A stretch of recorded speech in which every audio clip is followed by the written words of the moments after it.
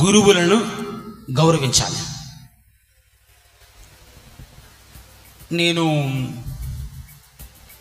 ఖమ్మం, గుంటూరు, విజయవాడ, ఏలూరు, వైజాగ్ వచ్చా. ఇది వైజాగ్ డైసిస్ కదా, గొల్లప్రోలు వైజాగ్ డైసిస్ కదా. అట్నుంచి వస్తున్నా. చాలా వరకు మన కథోలిక సంఘాలకి వస్తున్నటువంటి ప్రజలకు ప్రీస్ట్కి పాస్టర్కి తేడా తెలియదు. గురువుకి అభిషక్తుడికి బోధకుడికి తేడా తెలియదు. Praise the Lord, praise the Lord, praise the Lord, praise the Lord, hallelujah, hallelujah, hallelujah, hallelujah, hallelujah. కొద్దిపాటి నిమిషాలు వాక్యాన్ని ధ్యానించుకుందాం. మనస్సులు ఎక్కడే ఉండాలి. హలో, ఇక్కడ మనస్సులు మనుషులు నా వైపు చూడండి అందరూ కూడా. Praise the Lord, praise the Lord, hallelujah, hallelujah. దైవ ప్రజలారా, గురువు అభిషక్తుడంటే అజ్ఞానం అనే చీకటిని విజ్ఞానం అనే శక్తితో పారదోలేవాడే.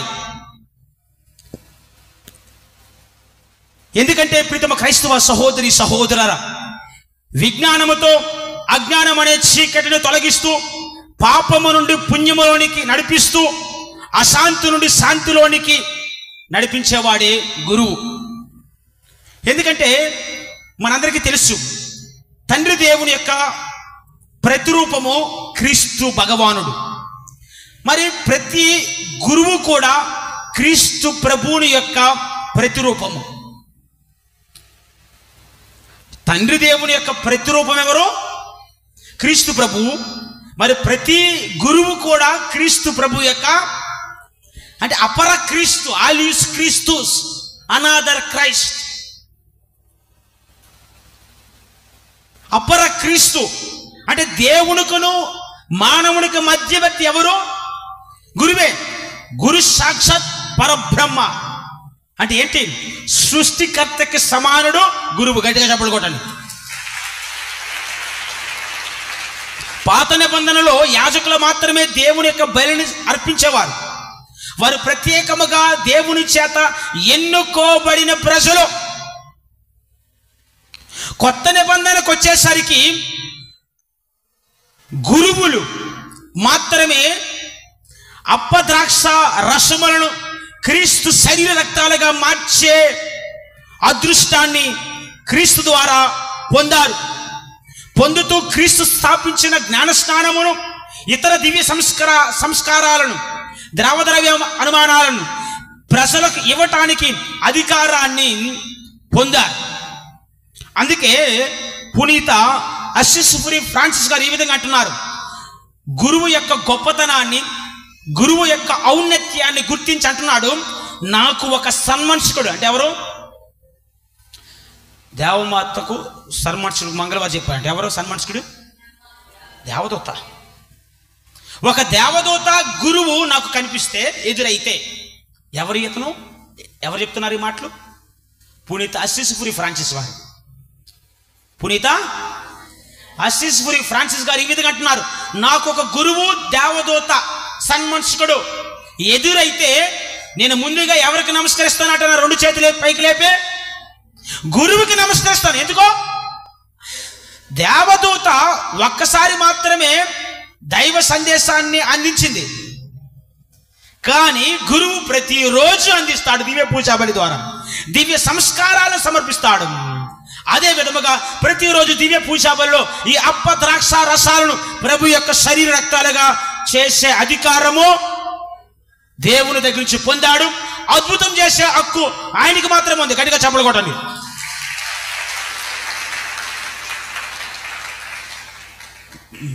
చూడండి, మీకు ఉంటుంది కదా మంచి పాట అది. తైలముతో నాస్తములను అభ్యంగనము చేసి యాచకత్వపు వస్త్రములను ధరింపచేసినావు. ఏమి బలిగా అర్పింతును, నీ రుణమే విధముగా తీర్చుకొందును. అందుకు నా జీవితమే అర్పణగా దయతో స్వీకరించుము స్వామి, నన్ను స్వీకరించుము స్వామి. తైలముతో తన హస్తాలను అభ్యంగనం చేశారు. ఆ హస్తముల ద్వారా అప్పము ద్రాక్ష రసాన్ని ప్రభు యొక్క శరీర రక్తాలుగా మారుస్తున్నారు. అందుకనే పునీత అసిస్సూరి ఫ్రాన్సిస్ గారు గురువుకే నేను ముందుగా గౌరవిస్తానన్నారు. హెబ్రేయులకు రాసిన లేఖ 5వ అధ్యాయము 1వ వచనం. ప్రతి ప్రధాన యాజకుడు ప్రజల నుండి ఎన్నుకొనబడి వారి పాపముల కోసమై, జాగ్రత్తగా వినండమ్మా, ఆది కాండములు అంటే పాత నిబంధనలో నీ పాపానికి పరిహారంగా 2 గొర్రె పిల్లలను వధించి, అంటే 2 గొర్రె పిల్లలు తీసుకొచ్చేవారు దేవుని యొక్క సన్నిధికి, దేవాలయానికి. ఒకదాన్ని వధించి దేవునికి సమర్పించి ఇంకొకటి ఎడారికి పంపించేవారంట. ఈ విధంగా పంపించడం అంటే పాపానికి పరిహారంగా ఆ గొర్రె పిల్లను ఎడారికి పంపిస్తున్నారు. క్రీస్తు ప్రభు మీ అందరి పాపముల కొరకు, మనందరి పాపముల కొరకును కలువరి కొండ మీద రక్తాన్ని చిందించి అంతవరకు నడుచుకుంటూ వెళ్ళి తన జీవితాన్ని అర్పించాడు. మరి గురువు కూడా, మేము గురువు దివ్య పూజా బలిని ప్రారంభించిన సమయంలో మేమందరూ కూడా ప్రదక్షిణలో వస్తాం. ప్రదక్షిణ నడవడం అనేది మీ పాపాలు, మీ పాప సంకీర్తనం ద్వారా చెప్పే పాపాలన్నీ కూడా మోసుకుంటూ ఈ కలువరి కొండ అయినటువంటి దివ్య పూజా బలి పీఠం మీద అర్పిస్తారు. మీ అందరికీ బలి. గట్టిగా చప్పట్లు కొట్టండి. ప్రియ దైవ ప్రజలారా, కొన్ని అంశాలు మిగతా సంఘాల్లో ఉన్నటువంటి పాస్టర్లు అవ్వచ్చు, పాస్టర్లు అవ్వచ్చు, వారికి అధికారాన్ని దేవుడు ఇవ్వలే. వారు గురువులు, అభిషక్తులు కాదు, వారు బోధకులు. భక్తి కోసం బోధకులుగా మారారు. Praise the Lord, praise the Lord, praise the Lord. Don't be offended, feel అవ్వద్దు. కొన్ని విషయాలు తెలియాలి, మీకు కూడా కొన్ని విషయాలు తెలియాలి. ఎందుకంటే మంచి సామెత ఉంటుంది, బైబిల్ పట్టుకున్న వాడల్లా భక్తుడు కాదు, ప్రసంగం చెప్పేవాడల్లా ప్రవక్త కాదు. బైబిల్ పట్టుకున్న వాళ్ళ భక్తుడు కాదు, ప్రసంగం చెప్పేవాడల్లా ప్రవక్త కాదు. Praise the Lord, praise the Lord, praise the Lord. కేవలం వారందరూ డబ్బు కోసమో, కీర్తి ప్రతిష్టల కోసమో, ఇంకేదైనా కోసమో వారు పార్ట్ టైం జాబులా దీన్ని భావిస్తున్నారు. కానీ అది నిజమైన సేవో ఇంకేదో మనకు తెలియదు. పాత నిబంధనలో చూస్తే ఒక ప్రవక్త మరొక ప్రవక్తను అభిషేకించాడు. ఏలియా నుండి ఎలీషా అభిషేకాన్ని పొందాడు. ప్రవక్తల నుండి రాజుల అభిషేకాన్ని పొందారు. అపోస్తలుల నుండి, మరి ముఖ్యంగా పేతురు నుండి పోపు గారు నుండి పీఠాధిపతులు, బిషప్ గారుల నుండి గురువులు అభిషేకాన్ని పొందారు. ఇది మన దేవుని యొక్క ప్రణాళిక పద్ధతి కథోలిక సంఘంలో. మరి పాస్టర్లు ఎక్కడి నుంచి వచ్చారు? ఓకే, మీ భాషలో ఆడుకుందాం. ఒక పాస్టర్ ఇంకొక పాస్టర్ అభిషేకాన్ని ఇచ్చాడు. ఈ పెద్ద పాస్టర్, ఈ చిన్న పాస్టర్కి ఎవరు అభిషేకాన్ని పెద్ద పాస్టర్ గారు. ఈ పెద్ద పాస్టర్ ఎక్కడి నుంచి వచ్చాడు? కథోలిక సంఘం నుంచి విడిపోయిన వాడే, కథోలిక సంఘం నుంచి బయటికి వెళ్ళిన వాడే. ప్రీతమ క్రైస్తవ సహోదరి సహోదరులారా, ఆత్మపరిశీలన చేసుకోవాలి. కథోలిక సంఘాన్ని విడిచిపెట్టి దాన్ని విమర్శిస్తూ సొంత లాభం కోసము, సొంత ప్రయోజనాల కోసం ఒక సంఘాన్ని నిర్మించుకున్నారు. వాళ్ళు నిజముగా దేవుని చేత నిజముగా అభిషేకాన్ని పొందుతున్నారంటే క్రీస్తు స్థాపించినటువంటి సంఘానికి విరుద్ధంగా మాట్లాడరు, విమర్శించరు.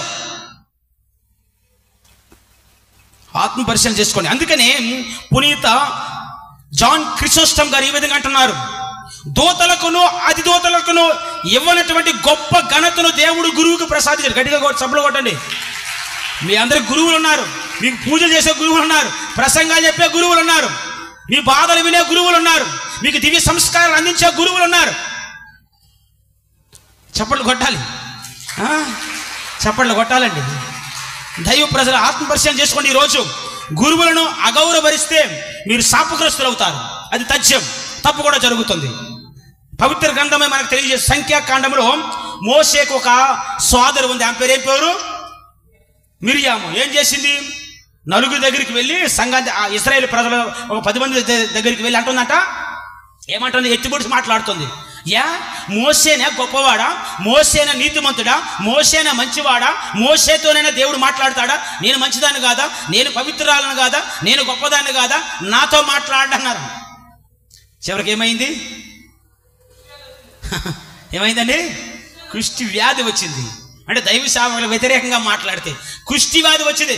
చివరికి మోసేనే ప్రార్థన చేస్తే మళ్ళీ స్వస్థ పొందింది. గట్టిగా చప్పట్లు కొట్టండి. జకరియా గ్రంథములో ఉంటుంది 2వ అధ్యాయము పవిత్ర వచనములు 8 నుంచి 9 వరకు. మిమ్ము ముట్టుకుంటే నా కంటి పాపను పట్టుకున్నట్లే గురువులకు వ్యతిరేకంగా ఉండి గురువులు బాధ పెట్టే వారికి ఖచ్చితంగా జీవితం నాశనం అవుతుంది. మొదటి సమూయేలు గ్రంథములో ఉంటుంది. మొదటి సమూయేలు అబీషాయి అనే వ్యక్తి దావీదు దగ్గరికి వెళ్ళి సౌలును ఈ ఈటితో పొడమంటాడు. ఒక బాణపు పోటు వేస్తే ఇంకా సౌలు మరణిస్తాడు. ఎందుకంటే సౌలు దావీద చిన్నది ఒక 2 నిమిషాలు కొద్దిగా బ్యాక్గ్రౌండ్కి వెళ్దాం. యుద్ధములో పాల్గొన్నప్పుడు సౌలు, మన భాషలో మాట్లాడదాం, 1000 మందిని చంపితే దావీదు 10,000 మందిని చెప్తున్నాడు. అసూయ ఏర్పడింది ఎవరిలో? సౌలు రాజులో. చాలా విధాలుగా ప్రయత్నం చేశాడు, అన్ని విధాలుగా. సౌలు రాజు కూతురే మీకాలే తన భర్తను కిటికీ నుంచి బయటికి పంపించిన రోజులు ఉన్నాయి. చాలా 15-19 అధ్యాయులు మొత్తం స్టోరీ మొత్తం ఉంటుంది. ఇప్పుడు టైం లేదు నాకు చెప్పడం. చివరికి ఏమైందంటే ప్రీతమ క్రైస్తవ సహోదరులారా, దావీదును చంపాలని ప్రయత్నించినటువంటి సౌలు రాజు ఇప్పుడు దావీదు చేతిలో పడ్డాడు. దావీదు దగ్గర ఉన్నటువంటి అనుచరులు, ఆ సైన్యంలో ఒకడు అంటున్నాడు, అబీషాయి అనే వ్యక్తి, దావీదు ఈ ఈటి తీసుకో, ఈ బాణం తీసుకో, ఒక్క పోటు ఇవ్వు. ఎవరికి? ఒక పోటుతో చనిపోవాలి. ఎవరు? సౌలు. అంటే దావీదేమన్నాడు? ఆయన అభిషేక్తుడు, నీతిమంతుడు కాదమ్మా, అభిషేక్తుడు. ఇది తేడా మీ పాస్టర్లకి, పాస్టర్లకి, గురువులకి. కొంతమంది పాస్టర్ వచ్చి ప్రార్థన చేస్తున్నదే, పాస్టర్ వచ్చి ప్రసంగం చెప్పినదే, గురువు వచ్చి ప్రసంగం చెప్పినది కాదు. దివ్య పూజా బలి అనేది అత్యున్నత ఆరాధన. మీరు 1000 ప్రార్థన కూటాలను ఇంటి దగ్గర పెట్టుకోండి, వ్యర్థం. ఒక దివ్య పూజా బలిని సమర్పించండి, చాలా దీవులు పొందుతారు. గట్టిగా చప్పట్లు కొట్టండి. మీరు ప్రార్థన మీటింగ్లు ఏర్పరచుకొని మీ బలాన్ని చూపించడానికి మాకెంత ఉంది, కానీ నువ్వు ఎటువంటి దీవులు పొందడము? నిజమైనటువంటి ఆరాధన దివ్య పూజా బలి, the renewal sacrifice of Calvary. క్రీస్తు ఆ రోజు అందించినటువంటి కలువరి గిరి బలిని ఇక్కడ మళ్ళీ గురువు చేస్తున్నాడు, దాన్ని మళ్ళీ చేస్తున్నాడు అక్కడ. ఇది దీని యొక్క అర్థం. కాబట్టి ప్రీతమ క్రైస్తవ సహోదరులారా, అపోస్తలుల కార్యములు 3వ అధ్యాయంలో పేతురు యోహానును కుంటివానికి స్వస్థతనిచ్చాడు. అంటే ఇక్కడ దీని ద్వారా మనకి అర్థం చేసుకోవాల్సిన అంశం ఏంటంటే, గురువులకు స్వస్థతనిచ్చే గుణాన్ని కూడా, అదృష్టాన్ని కూడా, భాగ్యాన్ని కూడా దేవుడు ప్రసాదించాడు. అందుకనే గురువులు చేయవలసిన 3 కార్యాలు ఉంటాయి, 3 పనులు. యాజకుడిగా పవిత్రీకరించాలి, బోధకుడిగా ప్రకటించాలి, కాపరిగా పరిపాలించాలి. ఇది ఒక బాధ్యతే కానీ గొప్పతనం కాదు. మేము కూడా మీలాంటి మనుషులమే, మాకు కూడా ఆకలేస్తుంది, మాకు కూడా కోపం వస్తుంది, మాకు కూడా ఎమోషన్స్ ఉంటాయి. మీరు తిక్కగా మాట్లాడితే మాకు కూడా రేగుతుంది లోన. మేము మనుషులమే. గురువులను గౌరవించండి. చెప్పాను కదా, హెబ్రీయులకు రాసిన లేఖలో ప్రతి ప్రధాన యాజకుడు ప్రజల మధ్య నుండే ఎన్నుకున్నాడు. అకస్మాత్తుగా పైనుంచి ఊడు పడలే. కాబట్టి ఆయనకు ఒక అమ్మా నాన్న ఉంటారు, బంధువులు ఉంటారు, అందరూ ఉంటారు. నీలో ఎలాంటి రక్తం ఉందో ఆయనలో అలాంటిది ఉంది, నీలో అలా పౌరుషం ఉంటుంది, అదే ఉంది. కాకపోతే గురువులం కదా, కొద్ది తగ్గించుకుని ఉంటాం. Praise the Lord. Praise the Lord, praise the Lord, praise the Lord. అంత మాత్రాన రక్తం లేకుండా చీము నెత్తురు లేకుండా అనుకోకండి. కాబట్టి ప్రీతమ క్రైస్తవ సహోదరి సహోదరులారా, జాన్ మేరీ వియాని గారు అంటున్నారు, సాతానంట ఒక సామాన్యుడిని ఒక్క విధముగా శోధిస్తే గురువును 7 విధాలుగా శోధిస్తుందంట. సామాన్యమైన క్రైస్తవుడిని, గృహస్థ క్రైస్తవుడిని సైతాను ఒక్క విధముగా శోధిస్తే పాపము చేయటానికి గురువుని ఎన్ని విధాలుగా శోధిస్తుంది? 7 ఎక్కువ, 1 ఎక్కువ? మీరు 1 ఎక్కువ అంటున్నారు. మరి ఆత్మపరిశీలన చేసుకోండి. ప్రీతమ క్రైస్తవ సహోదరి సహోదర, గురువు యొక్క ముఖ్య పని విశ్వాసులను ఆధ్యాత్మికంగా నడిపిస్తూ వారికి ఆదరణగా ఉండాలి, వారికి మార్గదర్శకంగా ఉండాలి. దానికి కావలసిన సహకారం మీరివ్వాలి. అది ఎవరుగా? మీరు మమ్మల్నే తప్పుడు దారి పెట్టిస్తారు, మీరు మమ్మల్నే తప్పుదారిలో నడిపిస్తారు, మాకు తప్పుడు సలహాలు ఇస్తారు, స్వార్థముతో కూడిన సలహాలు. ప్రీతమ క్రైస్తవ సహోదరి సహోదరులారా, మీరు గురువులకు సహకరించాలి, ప్రజలే ఇవ్వాలి, గురువుకు విధేయులుగా జీవించాలి. గుర్రాన్ని ఎంతవరకు తీసుకెళ్తాం? దాన వరకు, నీటి వరకు, ఎక్కడి వరకు తీసుకెళ్తాం.